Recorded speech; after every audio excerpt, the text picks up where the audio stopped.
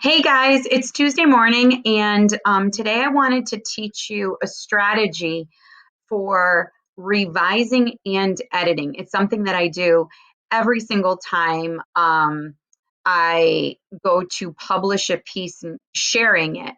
And the few times that I haven't done it, I totally regret it because then later I find a ton of errors in my work. So what I wanted to show you today was it's the read aloud strategy. There's the rehearsing strategy for planning. It's almost the same thing, but in this case, I'm using the read aloud or talk out loud in order to go back and revise and edit my work.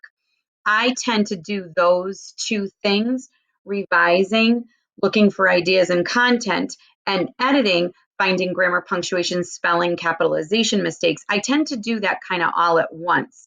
And I go through my piece kind of block by block. So I wanted to show that to you today briefly. Um, I made this. This is brand new. It's nothing that you've heard of before, but I was really inspired to write it for you guys today. I went to a funeral this weekend for one of my neighbors, and her name was Sarah Lally. And just shout out to her. She was an amazing lady. She passed away of cancer in January. I've lived in my neighborhood 17 years, going on 18 actually, very soon.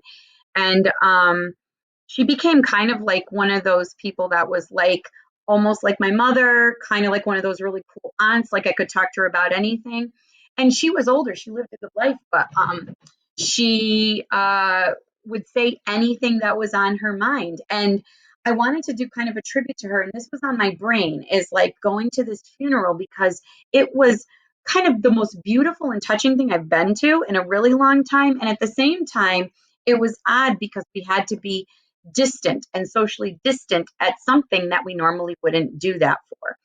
So here's my entry. I'm going to read it out loud, and you're going to see as I go that I'm starting to edit and revise at the same time. I'm not going to do the whole document only because I ended up like going on long, but I'm going to do the first part for you.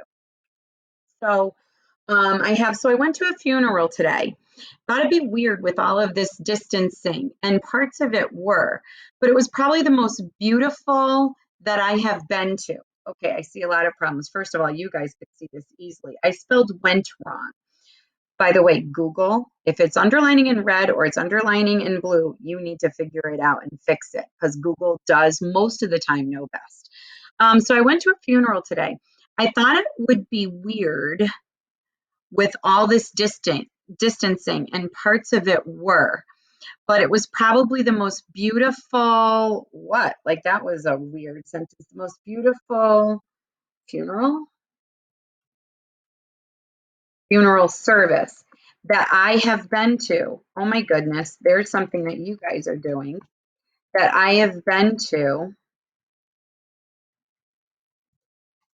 ever. And that this was supposed to be the word that, and this I could use this, and this includes my dad's service that I helped create. It was at the Marlborough Cemetery on Route 66. So I'm looking at that and I feel like I've shifted into a new idea. And I did that lesson for you earlier this quarter on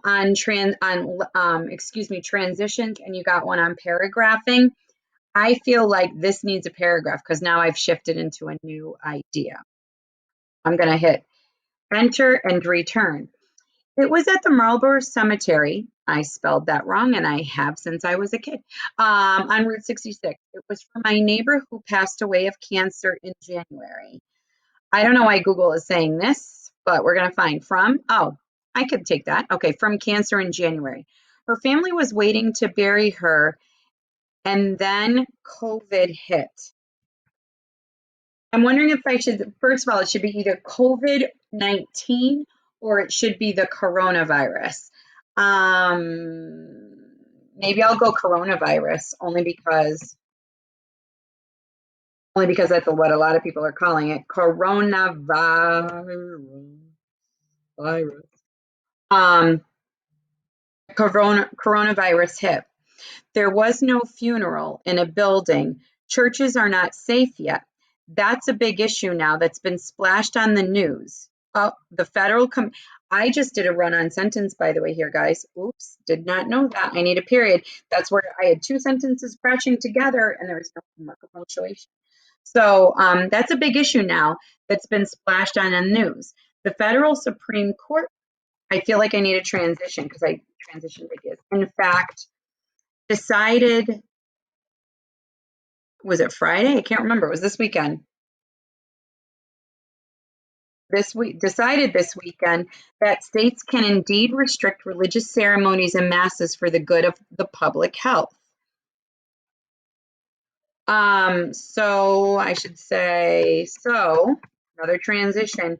We gathered outside at, oh, I already did it, at the cemetery, and I feel like I need another kind of transitional word instead. All of us, now I'm transitioning again. Now I'm getting to the line at the cemetery. So I'm gonna go in here. I say all of us parked in a line. We all found Sarah's grave. Got to fix the alls. That's way too many.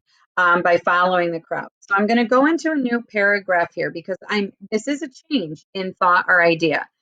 All of us parked in a line. We found, how about I say, this is how I did it. I shouldn't say what other people did. I found Sarah's grave by following the crowd ahead of me. Really, that's what I did. I had no idea where she was going to be buried. I was nervous that I would not know. Thank you, Google. That was a lower, and a lot of you guys, by the way, are not capitalizing the letter I. When it's a pronoun, I, meaning me, I'm important, you have to capitalize it. I was nervous that I would not know a ton of people,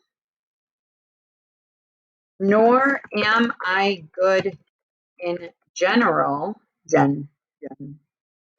general at funerals.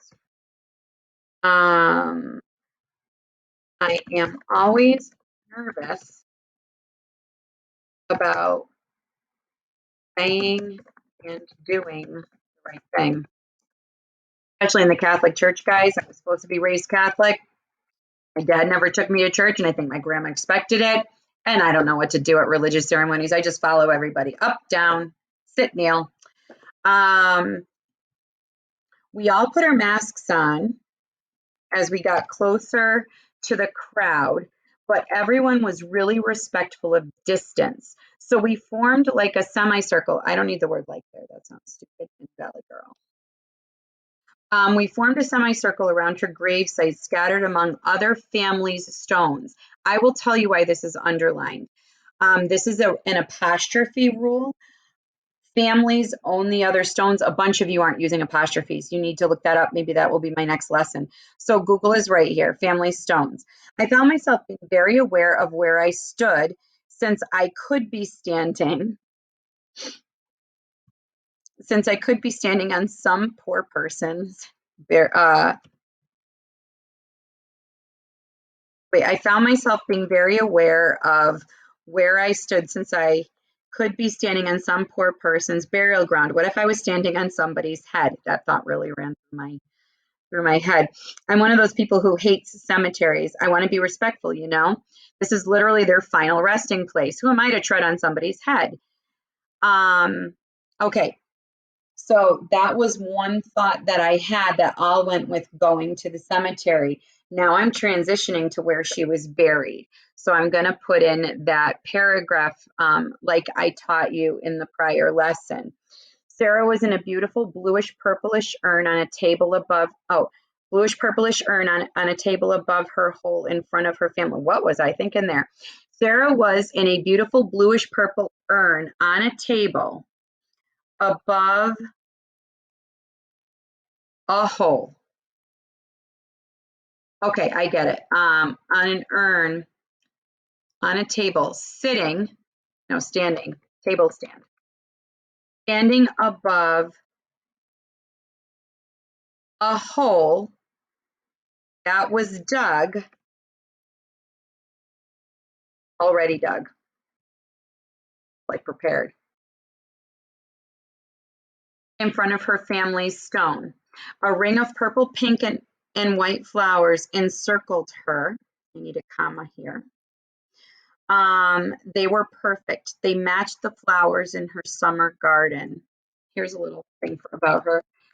Her sweet peas along her fence are about to bloom. They would have fit right in. I love her sweet peas.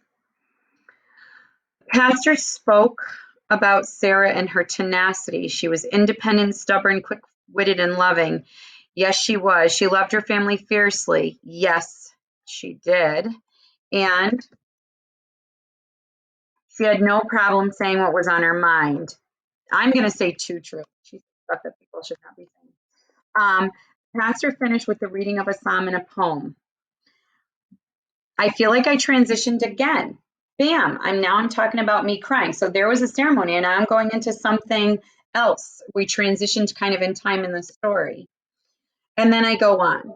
So what I wanted to teach you is I wanted to teach you that in order to do what I am asking you to do, it is a great strategy that I use, whether it's an email to your parents or emails to you, or I'm texting my boys or Mrs. Defoe, or it's something more formal like this.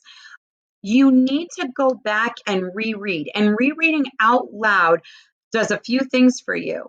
It slows you down.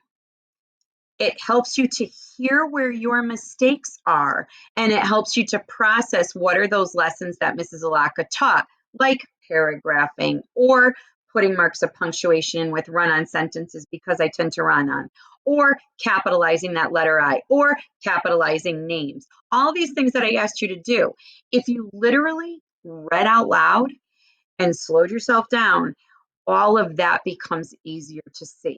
So that is the strategy that I am teaching you today, to go back to your journal, read out loud your entries, and then start to revise. Add ideas in, fix ideas up, reword things that don't make sense, and edit for grammar, punctuation, and spelling. In fact, I have my dog right next to me now. Bring your pet with you. They love to hear your voice, and then you have an audience to read to, and they don't make nasty comments. So anyway, that was today's lesson. I expect you today to go back to your journals, look at my feedback on Padlet. That's really important. Look at the lessons that I've taught you and start using these strategies to make it better. Have a great day.